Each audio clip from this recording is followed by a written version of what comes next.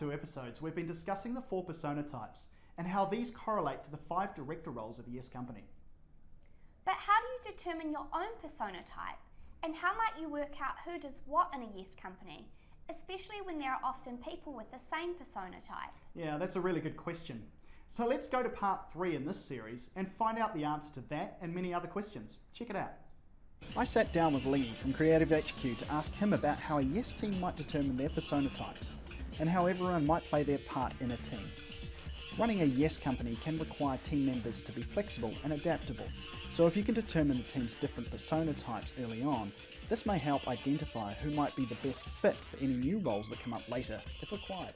It's all very well knowing these personas and understanding what type of people that encapsulates, but how might a team just quickly and easily, as a group, do an exercise that might determine how they go about identifying their own personas and how they might fit into a role? Yeah. We've got a tool here at Creative HQ that puts you into these particular roles. It'll ask a couple of personality questions or traits, if you will. What would you do if this happens in that situation? And it'll place you with what your personality archetype is. Don't let these archetypes put you into one box. Yep. The way that we structure the questionnaire that we have to be able to put you into these is that you're more so likely one than another. Within these particular roles, hopefully what we will tend to see is people gravitate towards a particular role. If you fall outside of that and you don't know and you're 50-50 dependent on, you might be a hustler, but you have a little element of being a leader in there as well. See what your team needs in that particular situation. Hopefully what will happen is you'll find out what your team needs when and be able to fit into that. It's all about being adaptable as well, going back to that key word. Fitting into where the stress periods are within a year and finding out what your team needs and to be able to deliver it. Which also might help further down the track if additional roles are required, such as a sales manager or another type of role as well. Yeah. And if you identify your skill set early on in the piece, then it might be easy to fall into or take up another role, an additional role, maybe further down the track as well, right? Correct. So if you do come down halfway down the year and you find out, hey look, we need a particular role or someone to do this, you could change over. Yeah. These personality types, they are just an indication. It's a tool essentially at the end of the day.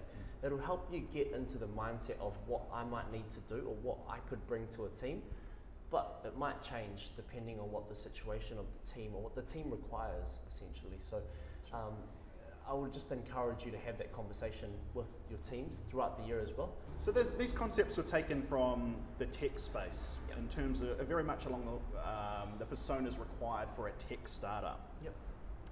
But this could be applied across almost any startup anyway. And are you finding that does apply, especially with the startups that you kind of interact with daily basis at CHQ? Yeah. So we've run multiple accelerators, over 200 alumni companies.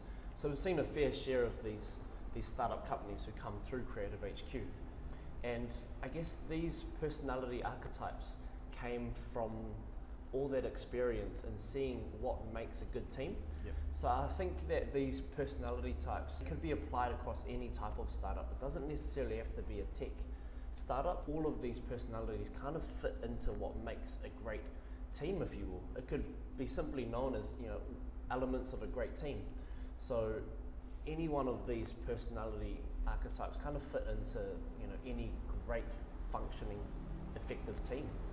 Hopefully this profiling tool will help your team work out who might do what within your Yes company. Yeah, that's right. And it will help start conversations around the various director roles too.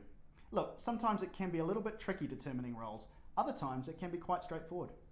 So openly discuss and approach the process with the mindset of how you can best serve the team to give it the best chance of success. So, best of luck starting up your Yes company. For more information on director roles, check out our other videos on our YouTube channel. We have also summarised the director roles and the link to the profiling tool in your Yes Student Handbook. Be sure to check out Yes TV for more videos containing updates and information. These will be in the Yes TV playlist on the Young Enterprise NZ channel and posted to the Yes Class of 2018 Facebook group. And remember that the student resources are available on our website at youngenterprise.org.nz. That's it for now. Catch you later.